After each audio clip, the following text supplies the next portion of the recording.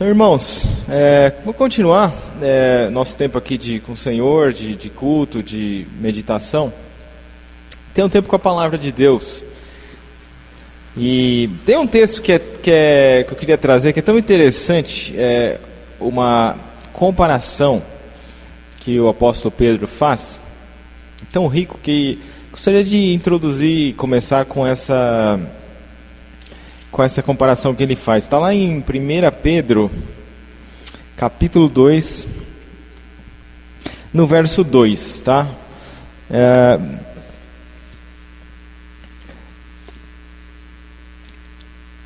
Ele diz assim, 1 Pedro 2, 2. Como crianças recém-nascidas, desejem de coração o leite espiritual puro, para que por meio dele cresçam para a salvação, agora que provaram que o Senhor é bom. Essa comparação de Pedro, ela é tão interessante, que como ela se aproxima da vida real nossa, né? Ele não usa exemplos distantes, desconhecidos, mas usa exemplos simples da vida, do dia a dia, como um bebê. Rotineiro, cotidiano, mas ao mesmo tempo maravilhoso, simples, mas gracioso, em vida e que passe uma mensagem para nós. Então, eu vou aproveitar essa introdução para a gente meditar nesse texto e nessa ideia. O que o apóstolo Pedro está trazendo aí com essa afirmação? Tá? Então vamos ler ainda nesse contexto, 1 Pedro 1, capítulo 24.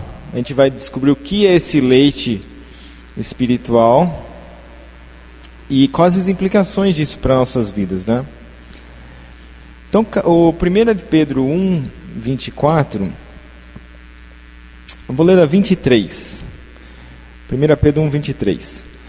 Vocês foram regenerados, não de uma semente perecível, mas imperecível, por meio da palavra de Deus, viva e permanente. Pois toda a humanidade é como a relva, e toda a sua glória, como a flor da relva. A relva murcha, e cai a sua flor, mas a palavra do Senhor permanece para sempre. Esta é a palavra que lhes foi anunciada. Esse é o leite espiritual. Seguindo a leitura no capítulo 2. Portanto, livrem-se de toda maldade, de todo engano, hipocrisia, inveja e toda espécie de maledicência. Como crianças recém-nascidas, desejem de coração o leite espiritual puro, para que por meio dele cresçam para a salvação, agora que provaram que o Senhor é bom. Então, o contexto aqui que o apóstolo Pedro usa, esse leite, como crianças desejando leite espiritual, é com a palavra de Deus, é num contexto da palavra. E aí vem uma ideia muito interessante, que é a ideia da santificação, né? Apesar de termos tido um encontro com o Senhor, de termos crido no Senhor, nascermos de novo, como ele falou aqui, fomos regenerados, né, de uma semente boa, incorruptível. A gente também deve crescer na graça, na salvação, que seria a santificação. Então, a vida do crente, ela não termina quando ele nasce de novo, né? Mas, pelo contrário, ali começa uma caminhada, uma nova jornada, que tem desafios, que tem trajetos, bênçãos, alegrias, dificuldades, provações, mas é um longo caminho. Eu gosto de comparar essa ideia com uma árvore. Estou estudando um pouco sobre árvores. E o interessante da árvore é o seguinte: você pensa uma árvore madura, já adulta, dando frutos, e a gente pode achar que pronto, essa árvore vai sozinha ou já não precisa se trabalhar, né? Em comparação com uma árvore, uma muda está ali perto do seu primeiro ano de vida, que necessita cuidado intensivo, adubo, cuidado com formiga, com pragas, todo tipo de cuidado para essa árvore, senão essa árvore morre. Então, essa árvore madura, são duas coisas que são muito importantes para a árvore. Primeiro, as raízes, e de onde ela consegue extrair água, e consegue extrair nutrientes, minerais, vitaminas aí para seu sustento, e o sol, da onde também a planta tira energia, né? Então essa própria planta, ela tem uma necessidade diária de manutenção, de trabalho, de serviço. Se ela parar de receber sol ou de tirar nutrientes, essa árvore morre, né? Agora, outra coisa que é interessante, e aí vem algo que me tem fascinado, é a questão da poda. Mesmo essa árvore madura, experiente, ela vai brotando, continua brotando ao longo dos anos, e ela joga galhos em todas as direções, né? Em todas as direções. Ela joga galhos para dentro da árvore, ela joga galhos para baixo, ela joga galhos também para fora. Mas nem todo galho é desejável.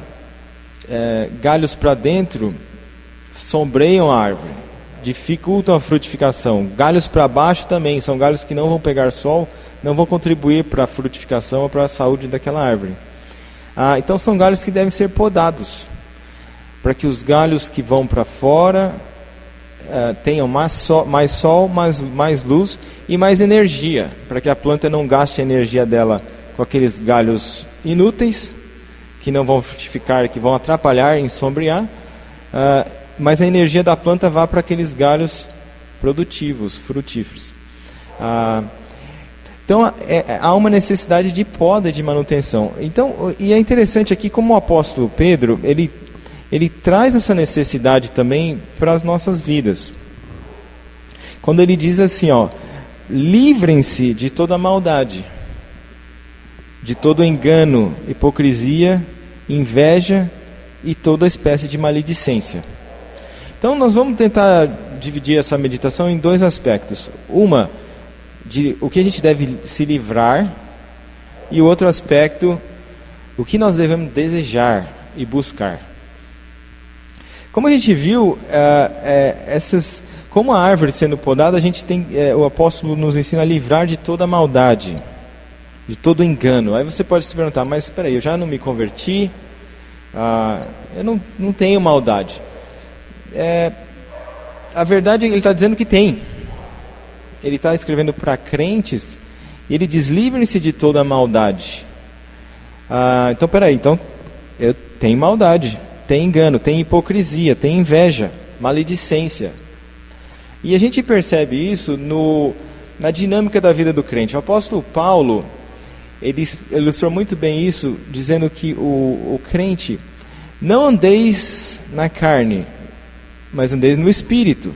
Se você andar no Espírito, não satisfará os desejos da carne. O apóstolo Paulo, ele conta desse tempo que ele vivia na carne. Ainda que ele tinha a palavra de Deus, que ele era fariseu, e ele amava, se esforçava, meditava na palavra de Deus, ele dizia que a carne era mais forte. Antes de Cristo, o mal que eu não quero fazer, eu faço. Porque minha mente tem prazer na lei de Deus, mas no meu corpo habita uma lei mais forte, que eu sou escravo. E ele contou dessa dinâmica da vida dele. Quem me livrará do corpo dessa morte? Graças a Deus por Jesus Cristo. Jesus Cristo o livrará dessa condição. E fará o quê? Fará que agora, pelo Espírito, Agora a gente é regenerado, a gente recebe um novo nascimento, um nascimento espiritual em Cristo Jesus. Mas e a carne? A carne continua lá, continua viva. Pode ser subjugada, deve ser subjugada. Tanto que Paulo ensina: andeis no Espírito e não satisfareis os desejos da carne. A carne está lá. Então, a gente deve... e mesma ideia aqui, o apóstolo Pedro está ensinando a gente a despojar do velho homem, ir tirando, tá? Essas coisas. Como a própria árvore madura, ela dá galhos ainda indesejáveis, nossa vida também. Se a gente não, podar, cuidar e afastar dessas coisas, a gente pode crescer numa vida cristã que não glorifica a Deus, que não agrada ao Senhor. Que são essas coisas? Maldade, engano, hipocrisia. Hipocrisia vem da palavra artista do grego. É alguém que simula, fantasia, faz uma ação como um ator, né? Faz um papel, mas na verdade é outra coisa. Então a ideia de ser verdadeiro, né? E maledicência, ou seja, falar mal dos outros. Tem uma filósofa que eu assisti um vídeo dela e ela lamenta muito a condição do homem, que ele tem que melhorar. Isso nem pela fé, pela filosofia que ela fala. Ela diz que a maioria das pessoas estão falando de pessoas. O assunto é pessoas. Ela diz que andando por um parque, você vai ouvir as conversas das pessoas que estão falando de outras pessoas. Ela até diz que homens mais nobres falam de coisas e homens mais nobres ainda falam de ideias. Mas ela diz que a maioria falam de pessoas. E ela diz que é sempre o ausente, né? O assunto mais importante é o ausente, né? Se fala sempre da pessoa ausente. E de maneira que o ausente é o mais importante da conversa, porque se o ausente aparecer, não tem conversa. Se fala. Então, e aqui está dizendo então bem de maledicência, né? Algo que é da natureza humana, mas que a gente deve vigiar, cuidar, cortar. Agora, então, o que a gente deve se aproximar, né? Então ele fala: como crianças recém-nascidas, desejem de coração leite espiritual puro. Então, como crianças recém-nascidas, desejem de coração leite espiritual puro. Queria trazer dois aspectos nessa comparação. O primeiro é crianças. O apóstolo Paulo está comparando crianças com a palavra de Deus. A gente vê implicitamente, mas tem uma apreciação por crianças aqui. Ele não ia comparar a palavra de Deus que ele ama tanto com algo que ele não aprecia da vida comum. Senão a comparação fica fraca, fica ruim. Mas ele compara com algo que ele admira, né? Crianças. E aí ele diz: como crianças recém-nascidas, desejem de coração leite espiritual puro. Então ele faz aquela comparação da criança querendo mamar, né? E então, pensando nisso, né? Qual foi a última vez que você chorou, ou você choramos para ler a palavra de Deus? Porque estávamos ansiosos de ouvir a palavra, de vir ao culto, ir à igreja, ouvir a palavra de Deus, ou abrir a sua Bíblia em casa, chorar, desejar ardentemente. É isso que ele disse a gente fazer. Desejar como um neném que chora até ficar satisfeito. E essa palavra vai ter um efeito de crescer na salvação, agora que provaram que o Senhor é bom. Então, é interessante demais esse texto, que ele traz esse amor, essa importância da palavra de Deus. Eu não sei como você pode fazer isso. Claro que talvez você já tenha a sua rotina de leitura bíblica, já tenha um hábito, ou não, ou precise fazer, precisa ser incentivado a fazer. Vou compartilhar uma ideia rapidamente, talvez da minha experiência no seminário, mais para ilustrar a dificuldade, às vezes, que é criar um hábito. A gente fazia lá no Palavra da Vida horas silenciosas, era uma disciplina que precisava marcar os dias que fez e tal. Era um hábito a ser construído. Eu via a dificuldade de fazer isso todo dia. Não só a dificuldade, mas ao mesmo tempo prazer. Porque o dia que você fazia aquilo, mesmo que era para cumprir uma tarefa, era tão prazeroso, tão gostoso ao longo do dia, e aqueles dias que você não fazia, porque não está na sua rotina, começava a sentir falta. Mas até virar um hábito é um esforço, né? E aí depois é mais fácil, depois que vira um hábito, a gente, como tomar café da manhã, né? Todo mundo, às vezes, quem gosta de café, tem aquele hábito de ter o cafezinho de manhã, não pode faltar, o dia não vai direito. E a palavra de Deus, será que está assim na minha vida? Não pode faltar de manhã? Você consegue tomar seu café da manhã sem ao menos ter orado? Ou lido a palavra de Deus, que seja 2, 3 versículos?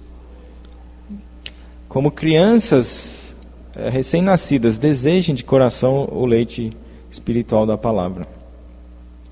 Então, nem que seja um versículo, 2 versículos, que você já pode ir meditando aquilo ao longo do dia. Eu aconselho muito o livro de Provérbios, é um livro muito prático, proveitoso espiritualmente e fisicamente, e de uma leitura simples e fácil. Mas é claro que você pode escolher o livro aí de sua preferência, fazer um plano bíblico de leitura, ler um pouco do Novo, um pouco do Velho Testamento, e você vai ficar mais forte no seu caminhar. O neném que mama, ele tem imunidade mais alta, ele tem reservas de energia, ele é mais corado, ele é mais saudável, em geral. Da mesma forma nós, crentes, quando a dificuldade da vida vier, nós já nos alimentamos da palavra de Deus, que vai ser guia, vai ser força para a nossa boa resposta, para a nossa atitude no dia a dia. E não um nenê como uma pessoa desnutrida espiritualmente que vai, com certeza, sofrer, cambalear com provações, com dificuldades, quando elas vierem. Amém? Então, façamos aí o que o apóstolo Pedro indica. Vou deixar esse desafio para a igreja, nesse tempo que vivemos, e sempre, né, criar esse hábito de, em primeiro lugar, retirar coisas indesejáveis, como a maldade, como a inveja, como a maledicência, a ira. Tirar, podar, cortar. E buscar a palavra de Deus, para sermos como o Senhor, para nos conformarmos ao Senhor, aprender da palavra e darmos bons frutos, bons testemunhos, e agradarmos ao Senhor. Oremos. Senhor nosso Deus, muito obrigado pela Tua palavra, e nossa oração, meu pedido aqui é que Teu Espírito Santo trabalhe em nossos corações, para que possamos desenvolver um amor, uma fome, uma busca pela Tua palavra, que é boa, é perfeita, e nos dá crescimento na salvação, crescimento na graça do Senhor, para a Tua glória, nosso proveito também, porque o Senhor é bom. Mas precisamos beber desse leite puro e espiritual. Muito obrigado. Seja conosco, Senhor, Tua graça, Tua misericórdia e Teu encorajamento todo o tempo. Abençoa a Tua amada igreja. Agora sim, agradecido em nome de Jesus. Amém.